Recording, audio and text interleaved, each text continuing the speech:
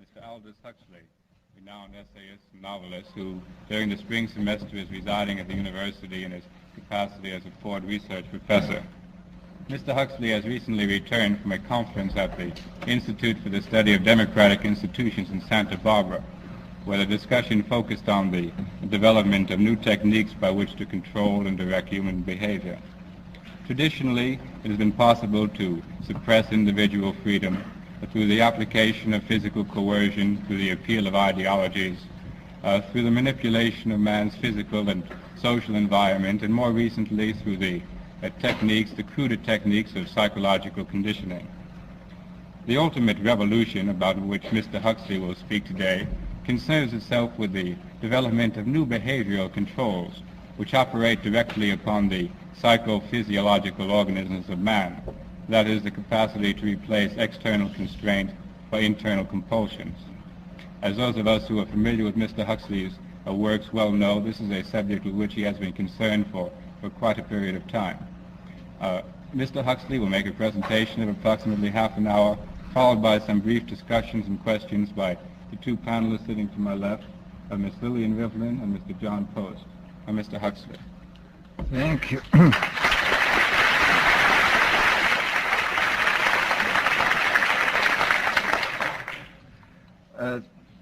First of all, I'd like to say that the conference at Santa Barbara was not directly concerned with the control of the mind. That was a conference, there have been two of them now at the University of California Medical Center in San Francisco, one this year, which I didn't attend, and one 2 years ago, where there was a considerable discussion on this subject. At Santa Barbara, we were talking about technology in general and the effects it's likely to have on society and the problems related to technological transplanting of technology into underdeveloped countries. Well, now, in regard to this problem of the ultimate revolution, this has been very well summed up by the moderator. In the past, we can say that all revolutions have essentially aimed at changing the environment in order to change the individual. I mean, there's been the political revolution, the economic revolution, in the time of the Reformation, the religious revolution. All these aimed, as I say, not directly at the human being, but at his surroundings, so that by modifying the surroundings you did achieve, at one remove, an effect upon the human being. Today, we are faced, I think, with the approach of what may be called the ultimate revolution, the final revolution, where man can act directly on the mind-body of his fellows. Well, needless to say, some kind of direct action on human mind-bodies has been going on since the beginning of time. But this has generally been of a violent nature. The techniques of terrorism have been known from time immemorial, and people have employed them with more or less ingenuity, sometimes with the utmost crudity, sometimes with a good deal of skill acquired by a process of trial and error, finding out what the best ways of using torture, imprisonment, constraints of various kinds. But as I think it was Metternich said many years ago, you can do everything with bayonets except sit on them. That if you are going to control any population for any length of time, you must have some measure of consent. It's exceedingly difficult to see how pure terrorism can function indefinitely. It can function for a fairly long time, but I think sooner or later you have to bring in an element of persuasion, an element of getting people to consent to what is happening to them. Well, it seems to me that the nature of the ultimate revolution with which we are now faced is precisely this, that we are in process of developing a whole series of techniques which will enable the controlling oligarchy, who have always existed and presumably always will exist, to get people actually to love their servitude. This is seems to me the ultimate in malevolent revolution, shall we say.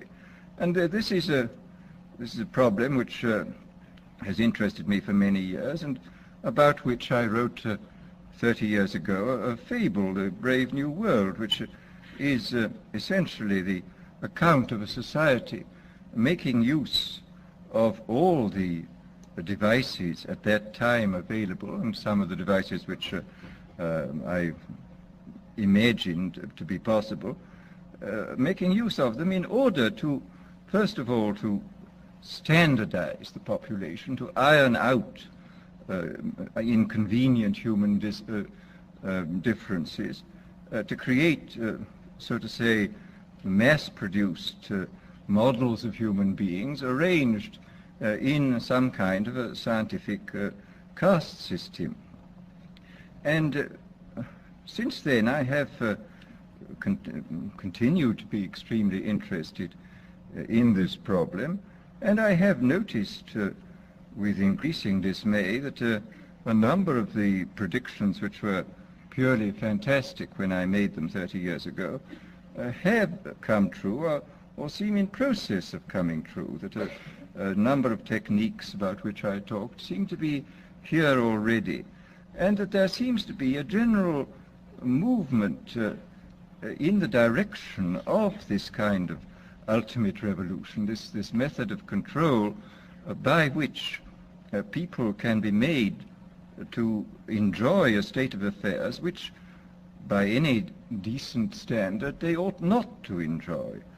This, I mean, the enjoyment of servitude. Well, this process, as I say, has gone on for over the years, and I become more and more interested in what is happening. And here I would like briefly to compare the parable of Brave New World with another parable which was put forth more recently in George Orwell's book, 1984. Orwell wrote his book I think between 45 and 48, at the time when the Stalinist terror regime was still in full swing, and just after the collapse of the Hitlerian terror regime. And his book, which I admire greatly, it's a book of very great talent and extraordinary ingenuity, shows, is so to say a projection into the future of the immediate past, of what for him was the immediate past and the immediate present. It was a projection into the future of a society where control was exercised wholly by terrorism and violent attacks upon the mind-body of individuals. Whereas my own book, which was written in 1932, when there was only a mild dictatorship in the form of Mussolini in existence, was not overshadowed by the idea of terrorism, and I was therefore free in a way which Orwell was not free, to think about these other methods of control, these non-violent methods. And I'm inclined to think that the scientific dictatorships of the future, and I think there are going to be scientific dictatorships in many parts of the world, will be probably a good deal nearer to the Brave New World pattern than to the 1984 pattern. They will be a good deal nearer, not because of any humanitarian qualms in the scientific dictators, but simply because the Brave New World pattern is probably a good deal more efficient than the other. That if you can get people to consent to the state of affairs in which they are living, the state of servitude, the state of having their differences ironed out and being made amenable to mass production methods on the social level. If you can do this, then you are likely to have a much more stable, a much more lasting society, a much more easily controllable society than you would if you were relying wholly on clubs and firing squads and concentration camps. So that my own feeling is that the 1984 picture was tinged, of course, by the immediate past and the present in which Orwell was living, but that the past and present of those years does not represent, I feel, the likely trend of what is going to happen. Needless to say, we shall never get rid of terrorism. This will always find its way to the surface.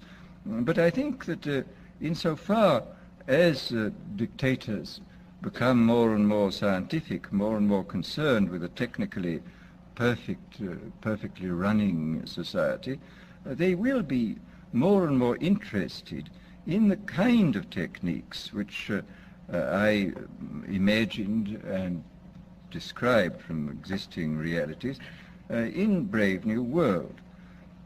So that it seems to me then that this ultimate revolution is really not very far away, that we already a number of the techniques for bringing about this kind of control are here, and it remains to be seen when and where and by whom they will first be applied in any large scale. And first, let me talk about a little bit about the improvement even in the techniques of terrorism. I think there have been improvements. Pavlov, after all, made some extremely profound observations, both on animals and on human beings, and he found, among other things, that conditioning techniques applied to animals or humans in a state either of psychological or physical stress sank in, so to say, very deeply into the mind body of the creature, and were extremely difficult to get rid of, that they seem to be embedded more deeply than other forms of conditioning. And this, of course, this fact, I think, was discovered empirically in the past. People did make use of many of these techniques.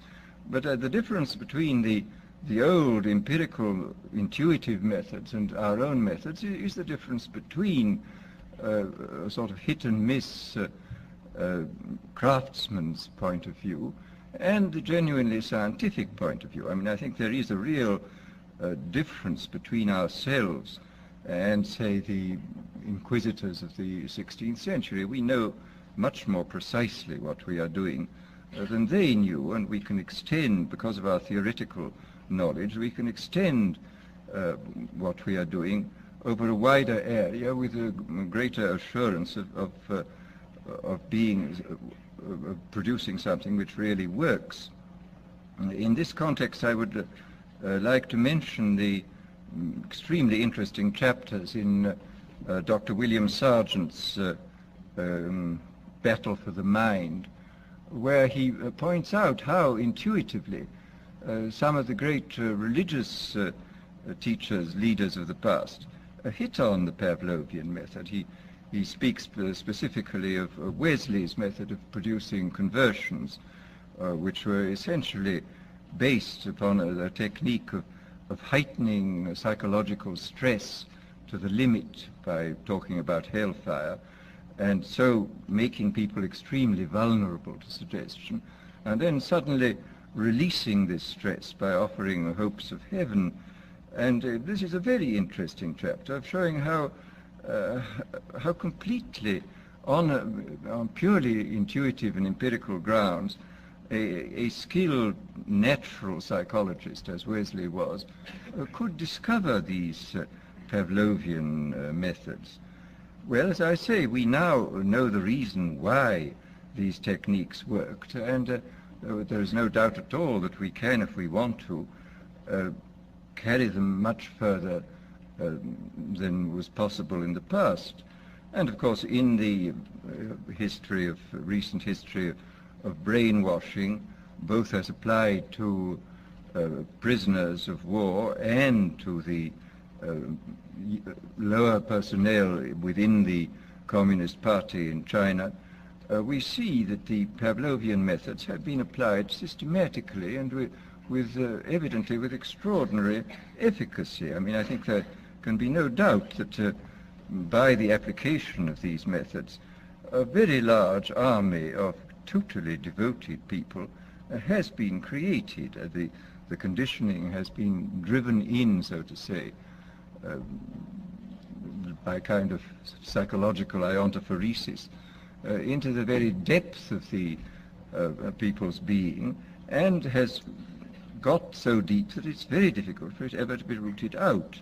And these methods, I think, are a real refinement on the older methods of terror, because they combine methods of terror with methods of acceptance, that the person who he is subjected to a form of terroristic stress, but for the purpose of inducing a kind of voluntary, quotes, acceptance of the state and the psychological state into which he has been driven, and the state of affairs within which he finds himself.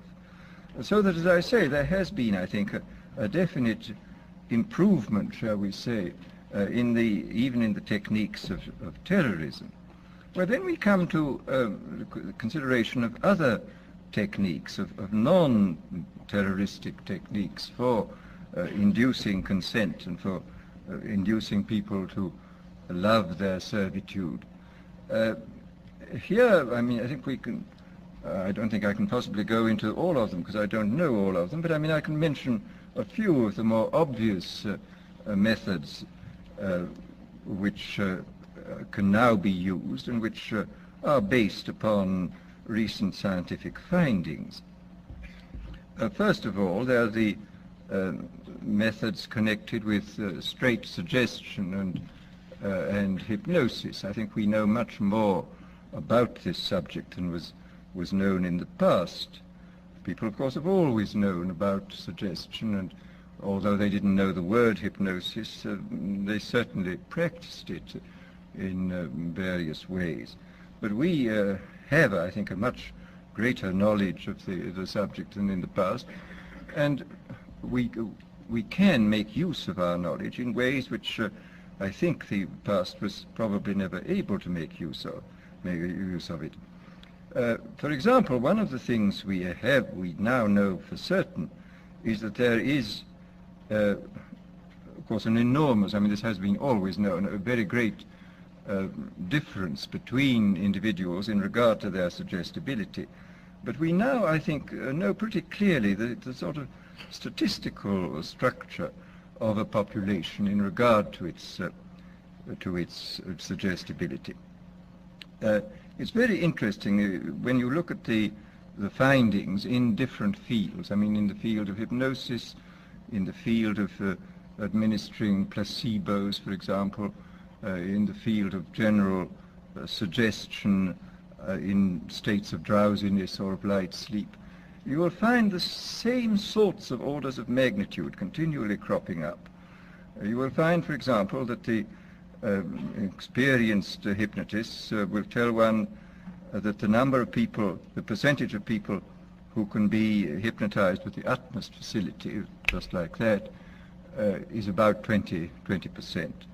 That about a corresponding number at the other end of the scale are very, very difficult or almost impossible to hypnotize, and that in between there lies a large mass of people who can, with more or less difficulty, be hypnotized, that they can gradually be, if you work hard enough at it, be got into the hypnotic state. And in the same way, the same sort of figures crop up again, for example, in relation to the administration of placebos. A big experiment was carried out 3 or 4 years ago in the General Hospital in Boston, on post-operative cases where several hundred men and women suffering comparable kinds of pain after serious operations were given injections whenever they asked for them, whenever the pain got bad, and the injections 50% of the time were of morphia and 50% of the time were of distilled water. And about 20% of those who went through the experiment, about 20% of them got just as much relief from the distilled water as from the morphia. About 20% got no relief from the distilled water, and in between were those who got some relief or got relief occasionally. So here again we see the same sort of distribution. And similarly with regard to what in Brave New World I call hypnopedia, which is the sleep teaching.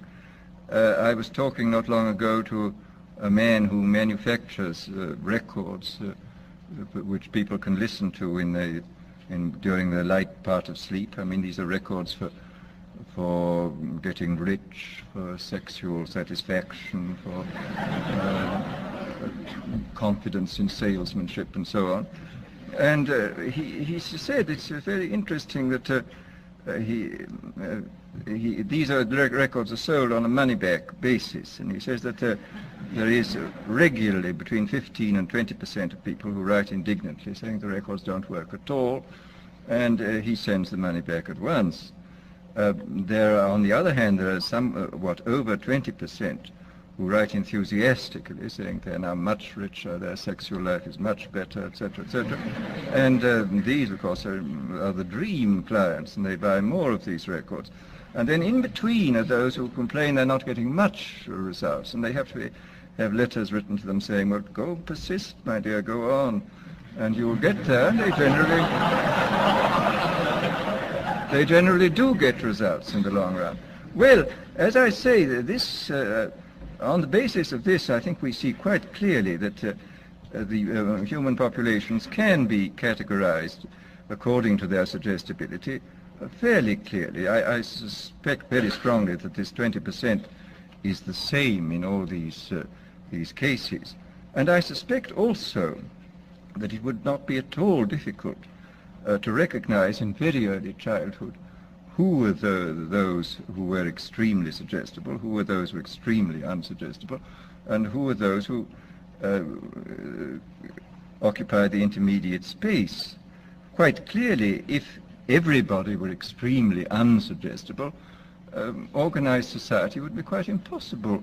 And if everybody were extremely suggestible, then dictatorship would be absolutely inevitable. I mean, it's very fortunate we have people who are moderately suggestible in the majority, and who therefore preserve us from dictatorship, but do permit organized society to be formed.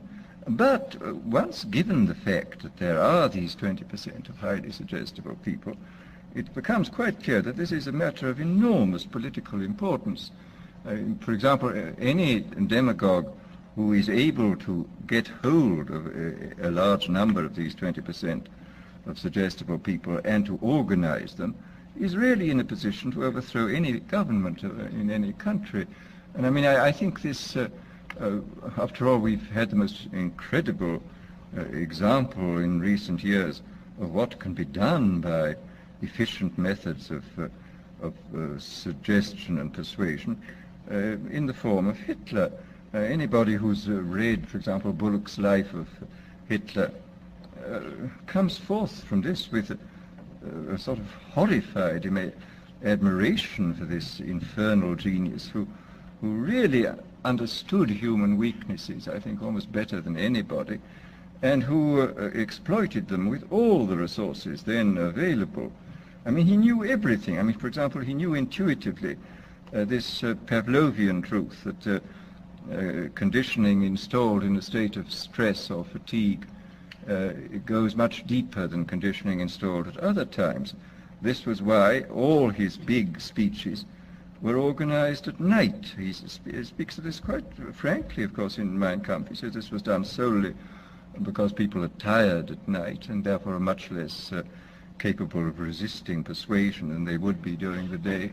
And we see in all his techniques, he was using, he had discovered intuitively and by trial and error a great many of the weaknesses which we now know about on in a sort of scientific way, I think much more clearly than he does, than he did.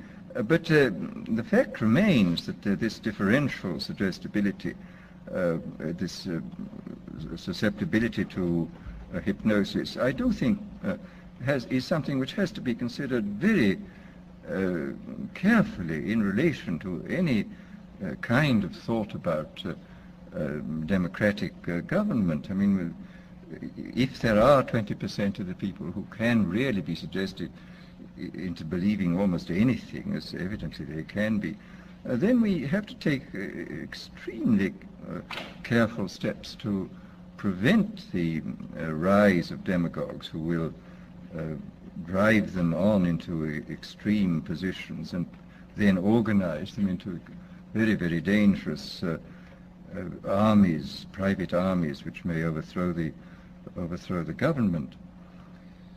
Well, this, as I say, is in this field of pure persuasion.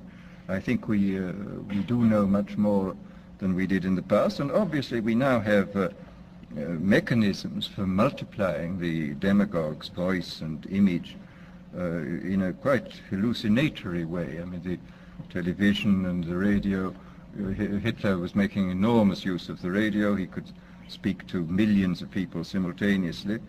I mean, this alone, of course, creates an enormous gulf between the modern and the ancient demagogue.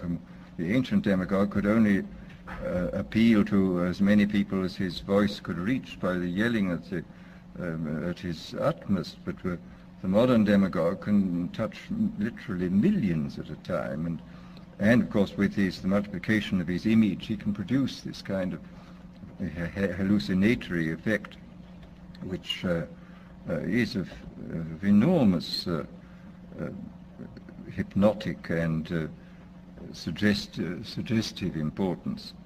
But then there are various other methods which one can think of, which have, thank heaven, as yet not been used, but which obviously could be used.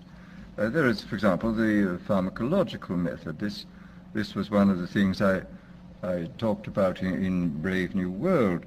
I invented a hypothetical drug called soma, which of course could not exist as it stood there because it was simultaneously a stimulant, a narcotic, and a hallucinogen, which seems unlikely in one substance. But the point is that in several, if you applied several different substances, you could get almost all these results even now. And the really interesting thing about the new chemical substances, the new mind-changing drugs, is this, that whereas if you look back into history, it's clear that man has always had a hankering after mind-changing chemicals. He has always desired to take holidays from himself. And this is the most extraordinary fact of all, is that every naturally occurring stimulant, narcotic, sedative, or hallucinogen was discovered before the dawn of history. I don't think there is one single one of these naturally occurring ones which modern science has discovered. Modern science, of course, has discovered better ways of extracting the active principles from these drugs, and of course has discovered numerous ways of synthesizing new substances of extreme power. But the actual discovery of these naturally occurring things was made by primitive man, goodness knows how many centuries ago. There is, for example, in the underneath the lake dwellings, the early Neolithic lake dwellings which have been dug up in Switzerland, we find poppy heads, which looks as though people were already using this most ancient and powerful and most dangerous of narcotics, even in the days before the rise of agriculture, so that man was apparently a dope addict before he was a farmer, which is a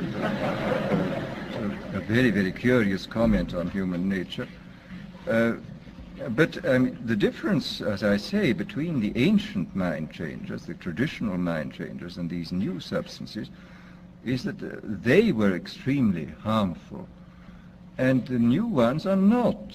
I mean, even the permissible mind changer, alcohol, is not entirely harmless, as people may have noticed. The other ones, the non-permissible ones, such as opium and cocaine, opium and all its derivatives, are very harmful indeed.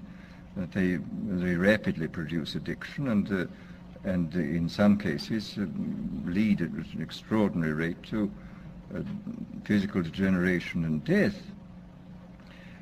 Whereas these new substances, this is really very extraordinary, that a number of these new mind-changing substances can produce enormous revolutions within the mental side of our being, and yet do almost nothing to the physiological side. I mean, you can have an enormous revolution, for example, with LSD 25 or with the newly synthesized drug psilocybin, which is the active principle of the Mexican sacred mushroom.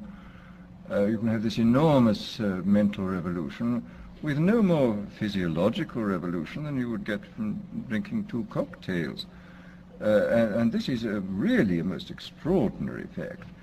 And it is, of course, true that pharmacologists are producing a great many wonder drugs where the cure is almost worse than the disease.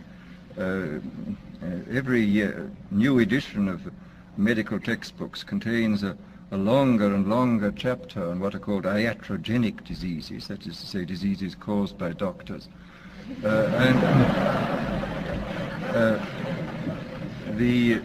And this is quite true, that many of the wonder drugs are extremely dangerous. I mean, they can produce extraordinary effects, and in critical conditions they should certainly be used, but they should be used with the utmost caution. But there is evidently a whole class of drugs affecting the central nervous system which can produce enormous changes in sedation, in euphoria, in energizing the whole mental process, without doing any perceptible harm to the body. And in this sense, this represents, it seems to me, the most extraordinary revolution, that it in the hands of a dictator, these substances of one kind or another could be used in the most well, with complete, first of all, with complete harmlessness, and the result would be that I mean, you can imagine a euphoric which would make people thoroughly happy even in the most abominable circumstances. I mean, these things are possible. I mean, this is the extraordinary thing. I mean, after all, this has even been true with the crude oil drugs. I mean, as Haussmann years ago remarked apropos of Milton's Paradise Lost, he says, and beer does more than Milton can to justify God's ways to man. And beer is, of course, an extremely crude drug compared with these ones, and you can certainly say that some of the psychic energizers and the new hallucinants can do incomparably more than Milton and all the theologians combined could possibly do to make the terrifying mystery of our existence seem more tolerable than it does. So that here, I think, one has an enormous area in which the ultimate revolution could function very well indeed, an area in which a great deal of control could be used by, not through terror, but through making life seem much more enjoyable than it normally does. Enjoyable to the point where, as I've said before, human beings come to love a state of things which by any reasonable and decent human standard they ought not to love. And this, I think, is perfectly possible. Well, then, very briefly, let me speak about one of the more recent developments in the sphere of neurology, the implantation of electrodes in the brain. This, of course, has been done on a large scale in animals, and in a few cases it's been done in cases of the hopelessly insane. And it is, anybody who's watched the behavior of rats with electrodes planted in different centers must come away from this experience with the most extraordinary doubts about what on earth is in store for us if ever this is got hold of by a dictator. If I saw not long ago some rats in Magoon's laboratory at UCLA. There were two sets of them, one with electrodes planted in a pleasure center. And these rats were, the technique was that they had a bar which they pressed and which turned on a very small current for a short space of time, which we had a wire connected with their electrode, and which stimulated this pleasure center, which was evidently absolutely ecstatic, because these rats were pressing the bar 18,000 times a day. Apparently, if you kept them from pressing the bar for a day, they would press the bar 36,000 times on the following day, and would fall till they fell down in complete exhaustion. And they would neither eat nor be interested in the opposite sex, and would just go on pressing this bar. Then the most extraordinary rats were those where the electrode was planted halfway between a pleasure and a pain center, and where evidently the result was a kind of mixture of the most wonderful ecstasy in being on the rack at the same time. And you would see the rat sort of looking at its bar and sort of saying, to be or not to be, that is the question. And finally would approach and do it, and then it would go back with this awful, if one can humanize or anthropomorphize, he was feeling something terribly mixed. And he would wait for quite a long time before pressing the bar again, but he would always press it again. This was the extraordinary thing. And I noticed in this most recent issue of the Scientific American, there's a very interesting article on electrodes in the brains of chickens, where the technique is very ingenious. You sink into their brains a little socket with a screw on it, and the electrode then can be screwed deeper and deeper into the brain stem, and you can test at any moment, according to the depth, which goes in fractions of a millimeter, of what you're stimulating. And these creatures are not merely stimulated by wire. They're fitted with a miniaturized radio receiver weighing less than an ounce, which is attached to them, so that they can be communicated with at a distance. They can run about in the barnyard, and you can press the button, and this particular area of the brain to which the electrode's been screwed down to will be stimulated, and you will get these fantastic phenomena that a sleepy chicken will suddenly get up and rush about, or an active chicken will suddenly sit down and go to sleep, or a hen will suddenly start sitting as though it were hatching out an egg, or a rooster will start fighting, or will suddenly go into a state of extreme depression. The whole picture of the absolute control of the drives is terrifying. And in the few cases in which this has been done with very sick human beings, the effects are evidently very remarkable too. I was talking last summer in England to Gray Walter, who is the most eminent exponent of the electroencephalogram techniques in England, and he was telling me that he's seen hopeless inmates of asylums with these things in their heads, and that these people were suffering from uncontrollable depression. And they'd had the electrodes inserted into something resembling, evidently, the pleasure center of the rat. Anyhow, when they felt too bad, they just pressed a button on the battery in their pocket. And he said the result was fantastic. The mouse would go down, would suddenly turn up, and they would evidently feel, I don't know for how long at a time, very cheerful and happy. So that here again one sees the most extraordinary revolutionary techniques which are now available to us. Now, I think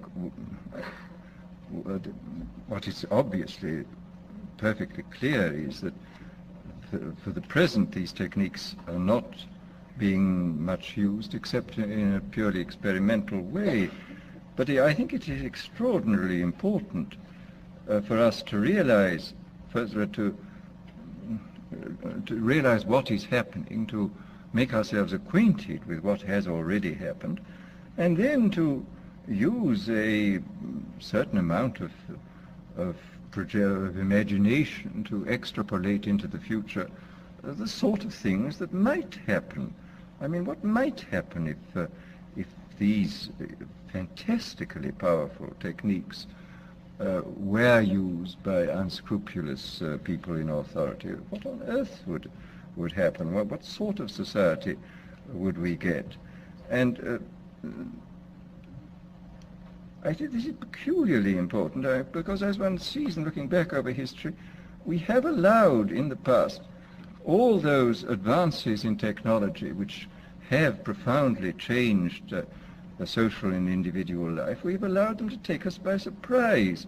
I mean, it seems to me that during the late 18th century and early 19th century, when the new machines were making possible the factory system, it was not beyond the wit of man to see to look at what was happening and to project into the future, and maybe to forestall the really dreadful consequences which plagued England and most of Western Europe and most of this country for about 50 or 60 years, the horrible abuses of the factory system. I mean, if a certain amount of forethought had been devoted to the problem at that time, if people had first of all found out what was happening and then used their imagination to see what might happen, and then had gone on to work out means by which the worst applications of the new techniques should not take place, well, then I think Western humanity might have been spared about 3 generations of utter misery which was imposed upon the poor at that time. And similarly with various technological advances now. I mean, it's quite clear we have to start thinking very, very hard about the problems of automation. And again, I think we have to think still more profoundly about the problems which may arise in relation to these new techniques, which may contribute to this ultimate revolution. Our business is to, first of all, as I say, to be aware of what is happening, then to use our imaginations to see what might happen, how this might be abused, and then, if possible, to see that the enormous powers which we now possess, thanks to these scientific and technological advances, shall be used for the benefit of human beings and not for their ultimate degradation. Thank you.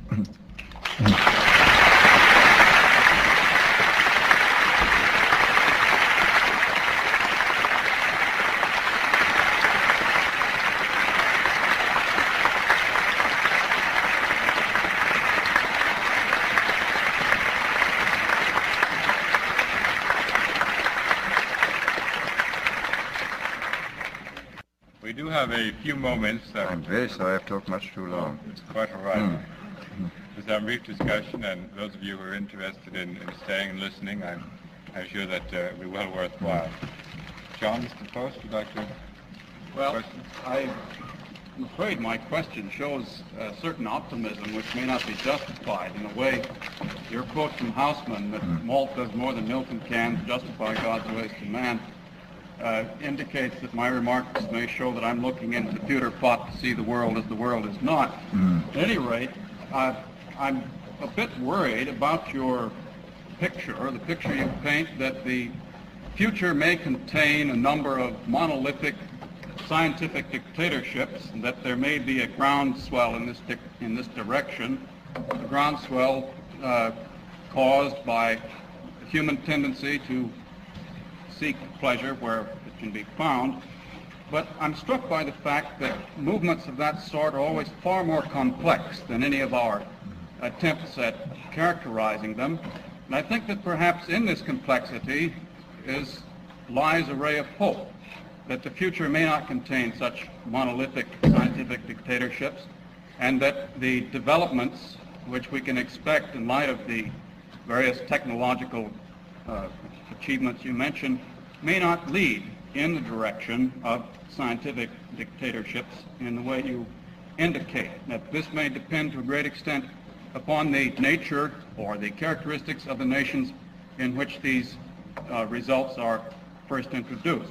In other words, my question really is, when you project into the future and you say that the chances are very great of dictatorships of this kind occurring, could you qualify a bit more what the chances are? Well, I say I don't think the chances are very great. I think they are there.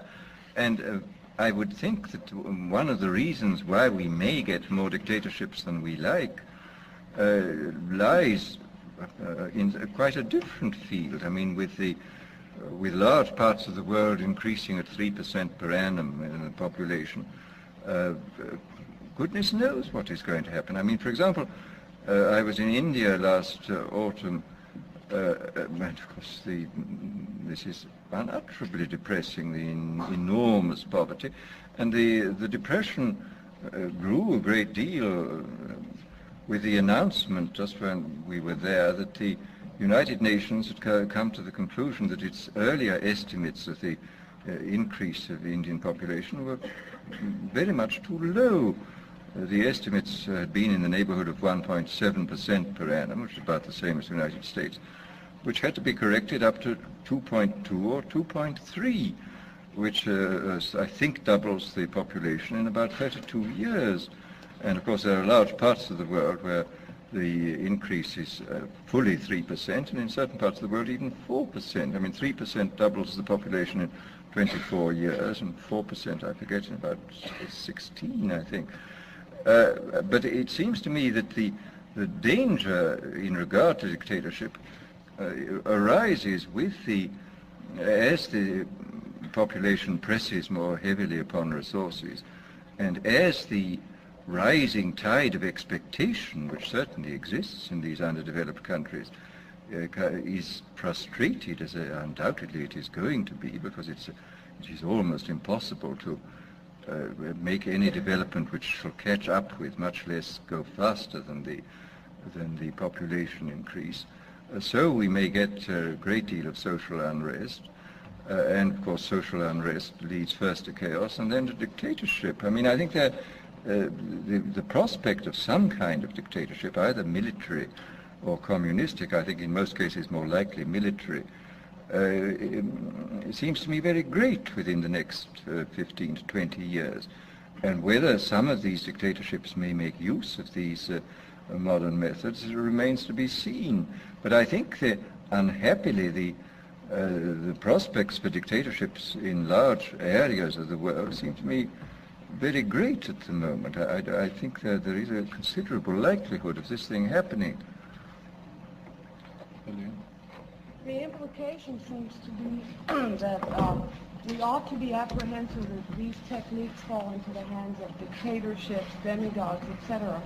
But I could easily envisage a situation where Western democracies could use these methods, such as electrodes attached to the brain of the sac, in order to avoid accidental war. This could be put in very moral terms. Or that you give soma to the discontented minority of the population who are suffering from anomie, etc. Would you care to comment about the use of these techniques by democratic Well, you're a lot more pessimistic than I am. But maybe your pessimism is justified. I don't. I mean, this is the awful fact remains that when techniques have been discovered, sooner or later they tend to be applied, and in these techniques, which where the object of application is the human being, you're obviously up against the most dangerous situation. And what will be the temptation for those in power? I mean, after all, we pray regularly not to be led into temptation, and this is a very profound and important prayer. I mean, experience sadly shows that if we are tempted long enough and strongly enough, we almost invariably succumb, and that the whole process of setting up a decent society is essentially setting up a society in which temptations to abuse power and shall be reduced to a minimum. But these new techniques, I think, do constitute a series of very powerful temptations, which to those in authority may finally turn out to be irresistible. I hope not, but I think what you say is something which we have to think about. I mean, that this might be applied with justification, as you say, in the highest patriotic and moral terms, even in democratic societies. I trust not, but one never knows, particularly under conditions of extreme military stress. It would appear, sir, that the type of dictatorship which you have outlined for us here today, and more detail in the Brave New World, would tend to be self-perpetuating unless there's a rise such a sharp social crisis as to disrupt the pattern of authority and break the hold which is being passed on from one generation to the other in these terms.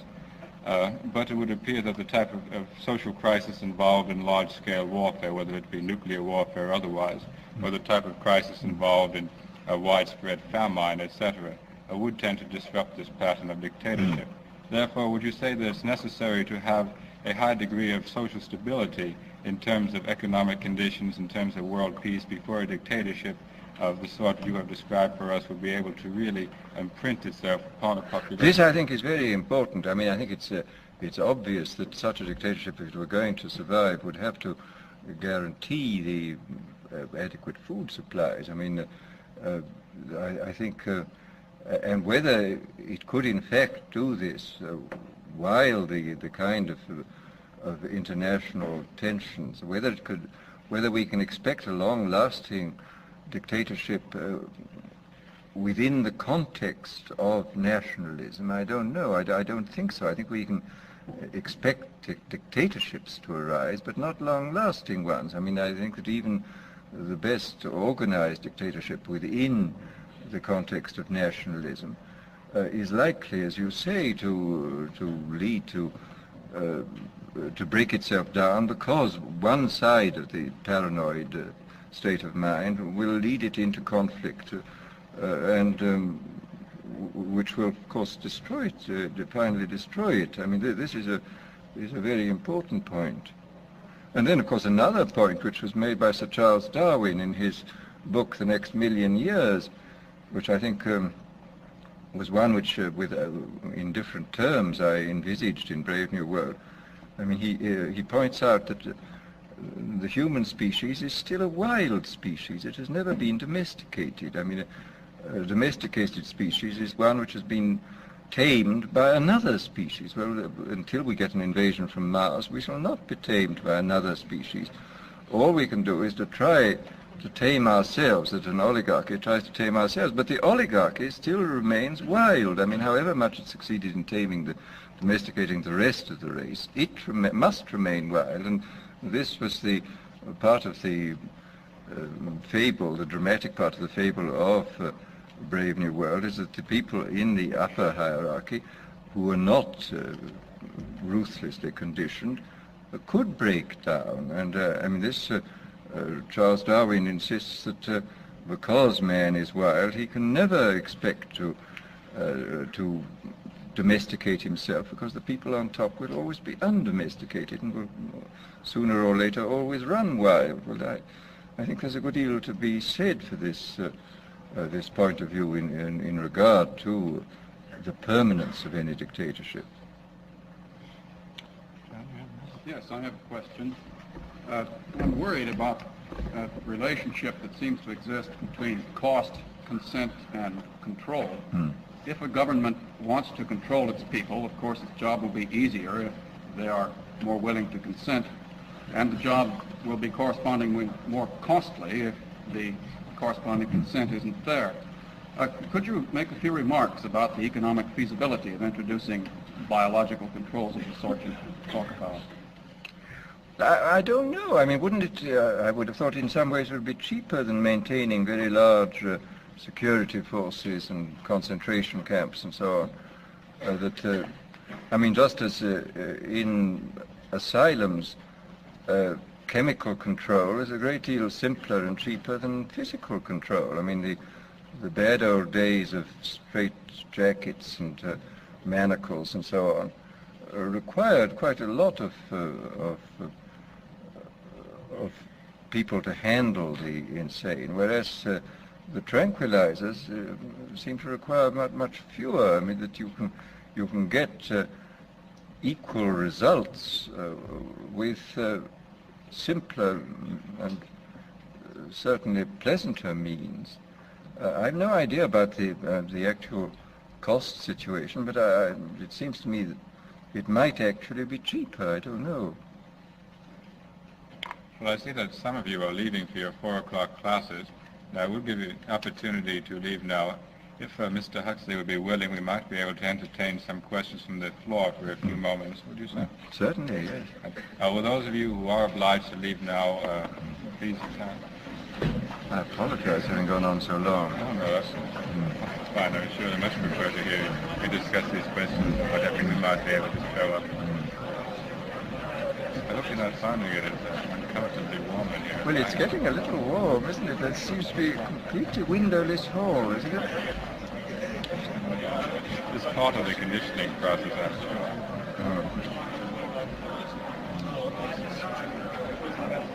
Is there any means of ventilation in this hall? I see one door there.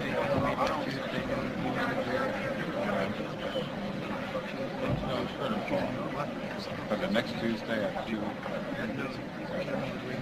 Next Tuesday. I think there is some ventilation. Ventilation never seems to be able to meet the demands.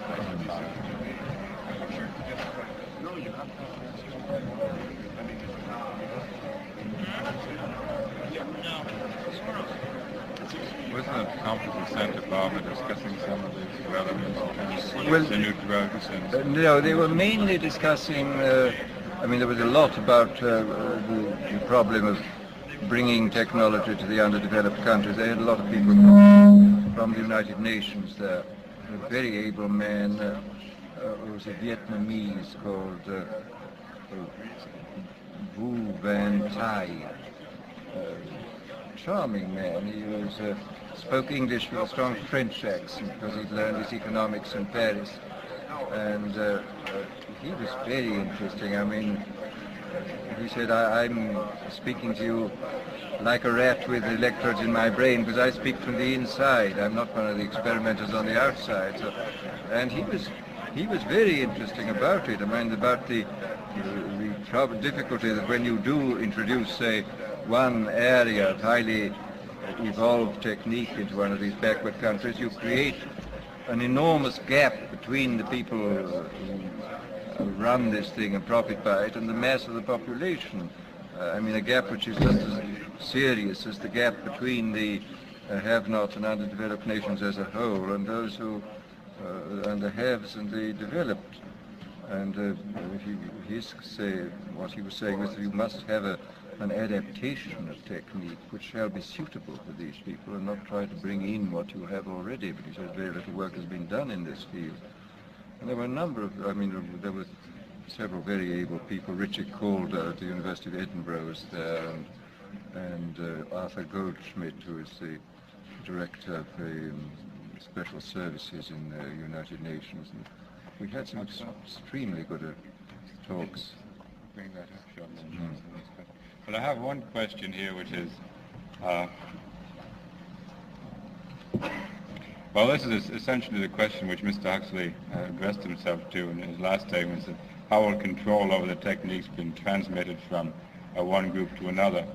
Apparently referring to how to the control of the techniques be transmitted from one elite, one generation elite to another. Would you wish to comment further on this question? I know you did speak to it just before.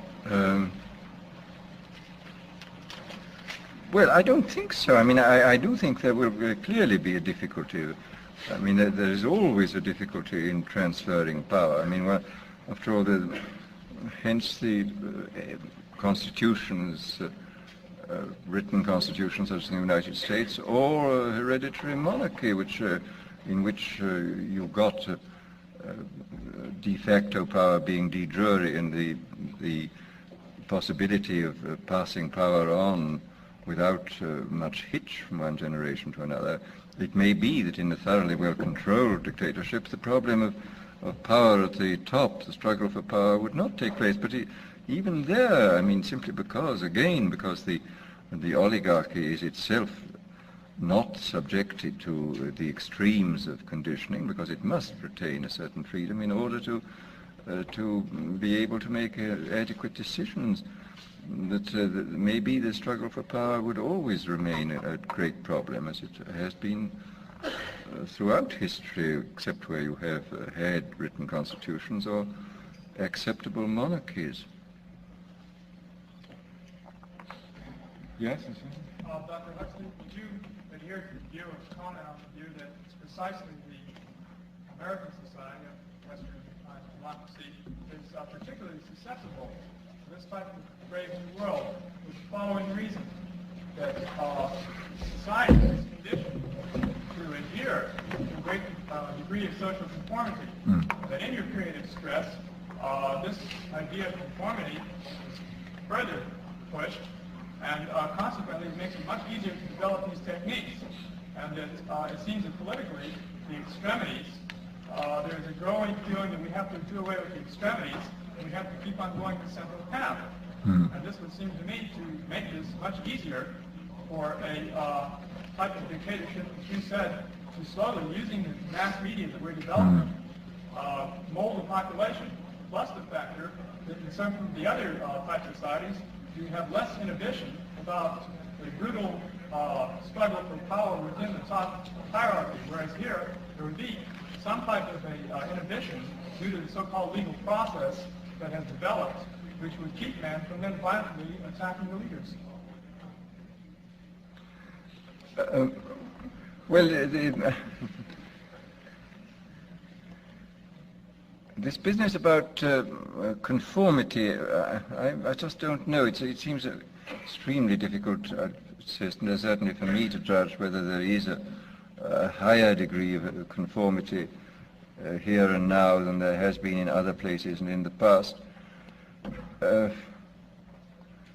I mean, I would have thought the tendency towards conformity was to some extent offset by the enormous differentiation of function in modern society. I mean that nothing could be less homogeneous in function than a complex modern society. I mean, people are doing extraordinarily different things, and although there may be a pressure to conformity in the suburbs, so to speak, or at home, there does seem a considerable pressure to non-conformity or to differentiation in the functional life of people. I mean, I have no idea to what extent one offsets the other, and whether the conforming drive is stronger than the drive towards differentiation. I just don't know what the answer to this. I mean, I read about the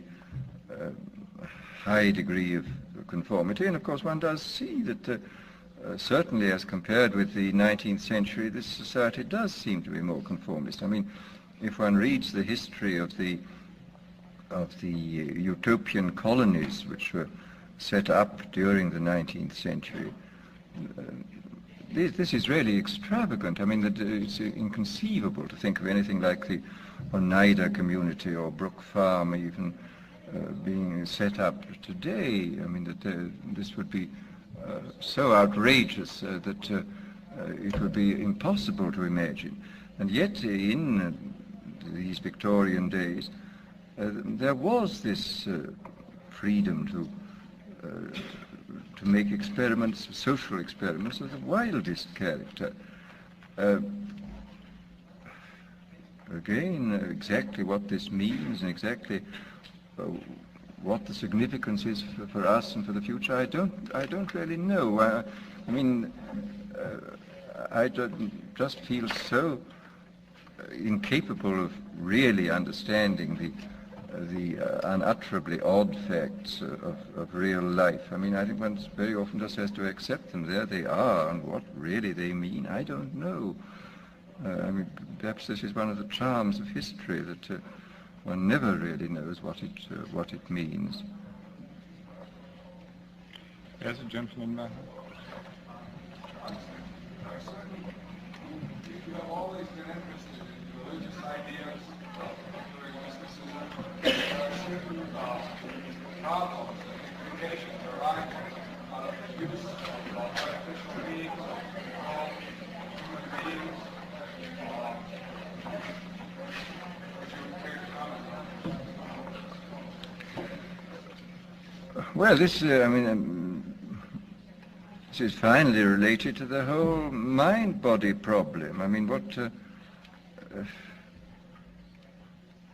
we still don't know very much about the relation of mind and body. I mean, we know clearly that they're related to one another very closely, but exactly how electrochemical events in the central nervous system turn into the G minor quartet of Mozart, we really haven't the faintest idea. I mean, I don't think we have any more idea than Aquinas or Aristotle. I mean, all we can say is that it happens. And we do know a good deal more about the nature of the electrical and the chemical events. But again, what the bridge is and whether it's enough to say, like the neutral monists, that the two aspects, the mental and the physical, are merely the same thing seen from different sides. Again, I don't know. I mean, even then, I mean, how can the same thing look so profoundly different? Something I don't understand. And in relation to the mystical experience, I mean, clearly this is correlated with electrochemical states within the central nervous system, and I would be all for studying these states. I mean, I think it's exceedingly important that we should know about it. I mean, I can imagine a whole branch of science which would be called neurotheology or myco-mysticism. I mean, this sounds funny, but nevertheless, it's we have to be able to speak in the same kind of language about the two aspects of any of these experiences, the neurological and the subjective. And then I suppose, on the philosophical level, we have to make the decision which William James posed for us. I mean, he says perfectly obvious that mind is a function of the nervous system, but is it a productive function or is it a transmissive function? I mean, it does, as Cabanis said at the beginning of the 19th century, does the brain secrete thought as the liver secretes bile? Or is it some kind of valve, as James himself, I think, thought, and as certainly as Bergson thought, through which a pre-existent mental element finds access into the human being? I mean, Bergson's view was that, of course, it was a kind of reducing valve which permitted only those aspects of universal consciousness which were useful to our survival as animals on the surface of the planet and as social creatures within a society, to come through. Well, I don't know. As James says, that the both points of view are quite difficult from a philosophical point of view to justify, but the transmissive view is no more difficult than the productive view, and perhaps he's right. I think my own view is that, on the whole, that he and Bergson were nearer the truth than the Cabanists, but I don't know. This gentleman in the white shirt there. Dr. Huxley, would you care to comment on Sir Julian Huxley's views on artificial insemination donation? Well, I don't know that I know his views exactly. I just want to... You care to clarify that for us? I think these papers, along with a Dr. Herman Muller of Indiana University here in the United States, I think that we can genetically improve the human race by adopting amongst the population the practice of artificial insemination using the sperm of intelligent individuals, and I don't know how he determines that these individuals are to be chosen, but I was just wondering if you were familiar with these. Well, I mean, this is, of course, the whole problem of eugenics. I mean, if one knew how to apply eugenic principles, I think unquestionably one could improve the average quality of the human race. And I mean, there is some evidence, as Bert pointed out a long time ago, and as Medower has pointed out more recently, that there is some evidence that there is a slight decline of average IQ, and that this certainly could be remedied. But of course, as you say, the problem is to choose who. I mean, I can perfectly imagine that if the Cold War goes on for a very long time, that side which first starts artificial insemination for the production of people with greater talent in the physical sciences will win. And I read a paper the other day by, I forget who, a biologist at the University of California at Santa Barbara. It was an amusing paper, but I mean, it had quite interesting and serious aspects to it on sort of the hypothetical Cold War action on the part of the dictatorial powers who were able to make use of eugenics in ways which would not, as this author whose name I cannot now remember, in ways which were not necessarily very tyrannical, because of after all, the woman would be allowed to marry whomever she liked, but provided she had children by selected fathers outside the relationship, so that, I mean, there would be the actual personal relationships between husband and wife would not be modified seriously. But I mean, this, as I say, was a fantasy, but again, it looked like a fantasy which could quite likely come true, and could, as the geneticists I think are all agreed, could certainly lead to considerable results. Of course, for eugenics to take place on in a rapid way, you would have to be able to control not merely the male genetic factors, but the female, which is, of course, much more difficult, but not impossible, I imagine. I have one written question here I'd like to read out to us. The population explosion is a grave danger to mankind, yet the right to bear children is a right of free will. The only apparent way to stem this explosion is by some large-scale kind of conditioning or external coercion. Yet this is also a grave danger. Is there any way out of this dilemma? Well, the way out of the dilemma surely is being pointed out in most countries of the West, where people voluntarily have limited the size of their families. I mean, this has happened without any coercion, unless you call the desire to have a good economic life and to bring up your children well, a coercion. But I mean, this has in fact occurred. And I mean, in this country, after having reached a low during the Depression, the birth rate happens to have gone up. But I mean, the point is that the control of the size of families is now completely voluntary here. I mean, or more or less completely voluntary, and which makes it profoundly different from the people in the underdeveloped societies who are still going on producing 10 children because the habit persists that in order for 3 children to survive, you have to produce 10. But now if you produce 10 children, 7 survive because of elementary public health precautions which have been brought in. Hence, of course, the enormous sudden increase, the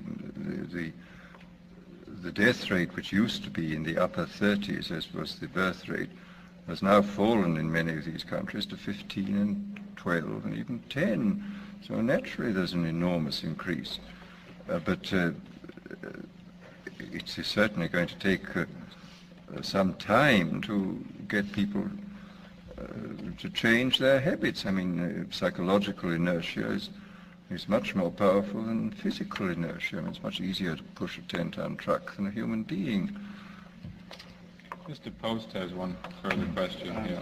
You've spoken of the ends to which drugs should not be devoted, such as increasing conformity, making men more content with what is actually an intolerable situation, securing the power of a small elite, and so on. To what ends do you think these drugs should be devoted, granted that we have them? Well, I mean, I think therapeutically some of them are very valuable. I think already, for example, some of the so-called psychic energizers have done a great deal in the mental field. I mean, I understand from Dr. Nathan Klein, for example, that in very many cases you can use some of these psychic energizers instead of the electroshock therapy. And people say that electroshock therapy doesn't do any harm, but I cannot believe that partial electrocution is good for anybody.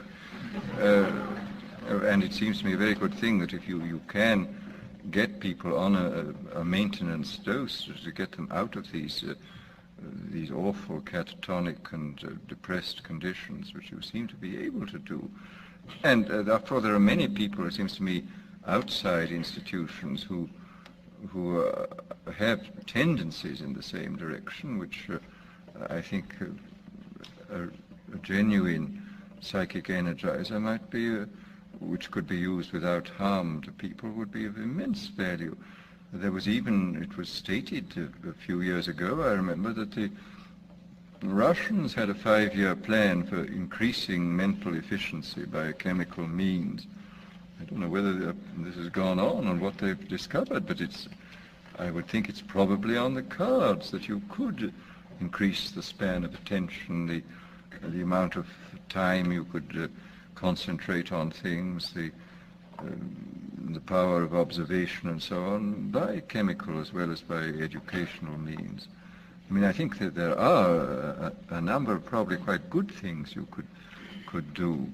And then, again, in the case of these very strange substances like psilocybin and lysergic acid, I think there's a great deal to be said for doing what William James talked about, of getting people to realize that their ordinary sort of common sense view of the world is not the only view, that the universe they inhabit is not the only possible universe, and that there are other very strange universes which some people spontaneously inhabit.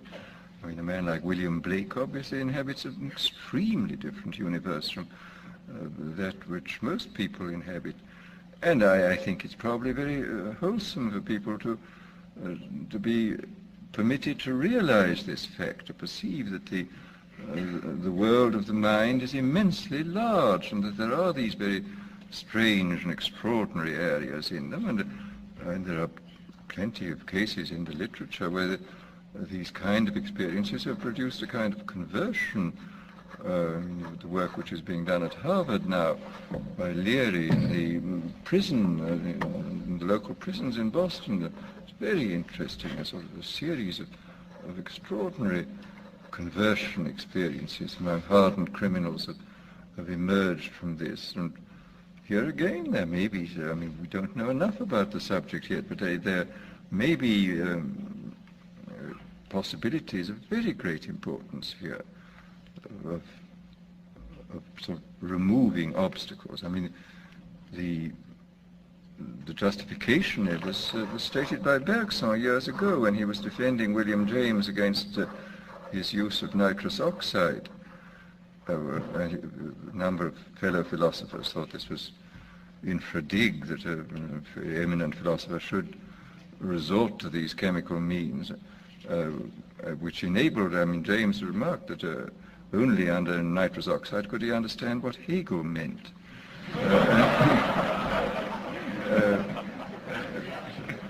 Bergson said that it must be realized that the experiences which Mr. James describes are not caused by the gas.